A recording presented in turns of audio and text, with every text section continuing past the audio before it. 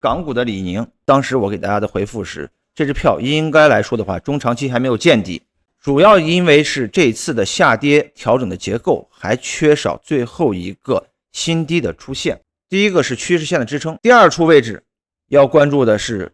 波浪尺1:1的关系。那以上这两个位置就有可能会成为这一次 C 浪最终的关键节点，也是关键支撑。那开始今天的话题之前，我们先说一个事情，因为目前约稿的标的越来越多，为了优化服务，快速完成这个视频的制作，后期更多的品种我们会第一时间在社群更新， B 站将逐步减少充电128和会员约稿视频的上传，因此大家充电后要及时的加 QQ 约稿，以及来了解福利和权益。接下来我们进入到本期视频的主题。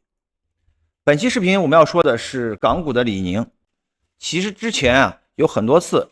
粉丝咱们约稿也是说到这个票。那么最近咱们也是会员也再次约稿想了解一下后期这个票最终能跌到什么样一个位置。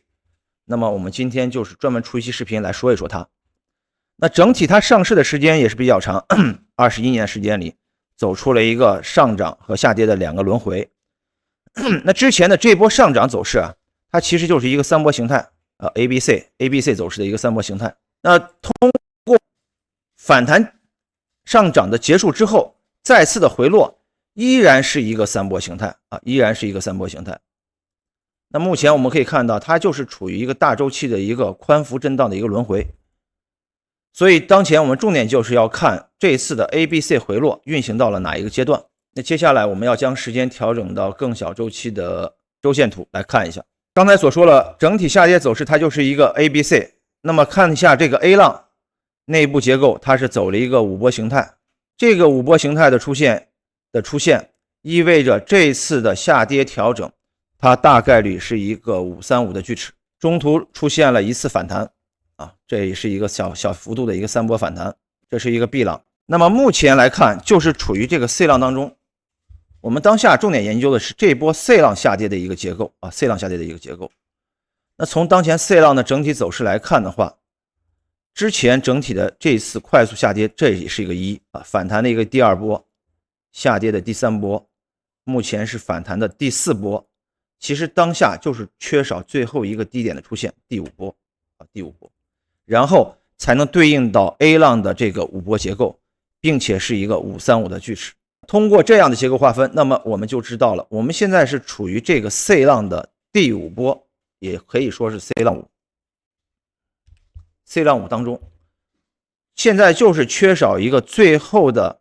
下跌子浪来完成这波整体的一个全部结构。那我们还是要借助一下波浪尺，看一下 C 浪3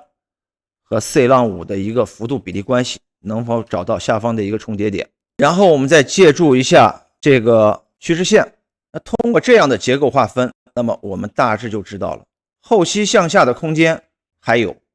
因为首先是要跌破之前的这个 C 浪3的低点 12.56。 那如果跌破 12.56 之后呢，向下有两个位置需要关注。第一个是趋势线的支撑，这个位置是位于 9.30。 第二处位置要关注的是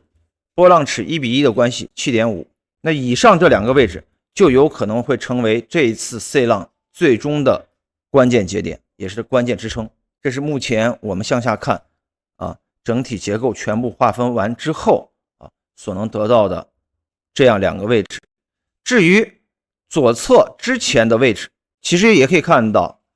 有一个位置是前期一个小平台的这一线，那也是位于 9.7， 和第一个位置 9.3 是离得比较近的。那至于说第二个位置 7.5， 可以看到目前没有重叠的位置，再次重叠的位置需要到前期平台的底部，大概是位于6块到6块3附近。所以我们近期先关注最近的这两个支撑位 9.3 和 7.5 这两个位置，这是按照常规的分析我们所能给出的一个预期。那再说一种万一情况，万一这次的整体走势它不选择下跌，而是直接向上突破这个21到 19.50 这个区域，大家就要小心，有可能这次下跌的走势提前结束，这也是上方的一个多空节点。那届时我们就要重新划分这一次李宁中长期的下跌走势的一个内部结构形态了。但是目前来看还是维持我刚才所说的这看法。首先我们还是继续整体看跌到 9.3 或者 7.5 这两个最终的一个目标位。防守那就是刚才说了万一向上突破21到 19.50 这个压力区域，那么整体的思路结构可能就要发生新的改变。那届时我们就会出一期新的视频来重新来